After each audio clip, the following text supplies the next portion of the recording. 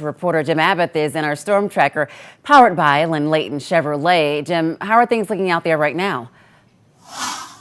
Yeah, Nicole, not very bad at all, and that's the fortunate thing. We've driven from the Shoals all the way back into Huntsville right now, and there were some strong wind gusts as we were coming along I-565. In fact, the strongest rain that we ran into was in Madison County from County Road up into Redstone Arsenal. So that was the biggest challenge we found out on the roads. Here I'm going to show you live here now as we're driving down south on Memorial Parkway.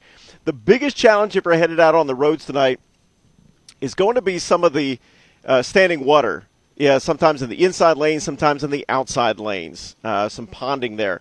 We ran into that coming down from Decatur on I-20 on that right side, that right lane. If you've been driving that way, you know where it tends to pond there. And cars were flying through there, sometimes going 65, 70 miles an hour. Same thing on 565. Again, sometimes the inside lane, sometimes the outside lane. Also found it here on Memorial Parkway coming north, the far right lane just south of Mountain Gap. So the roads that you normally drive on, if you see when it rains hard that there's some ponding there, just be careful of that.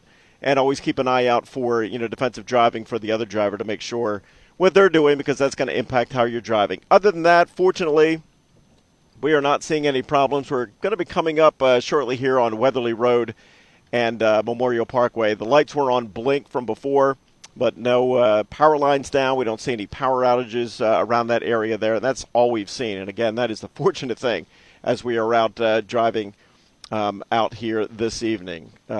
And hopefully, obviously we'll continue to stay that way. But we'll keep driving the roads for you, see what else we can find, and be careful if you're out driving. We're live in the Way 31 Storm Tracker in Huntsville with coverage you can count on. Jim Abbott, Way 31 News.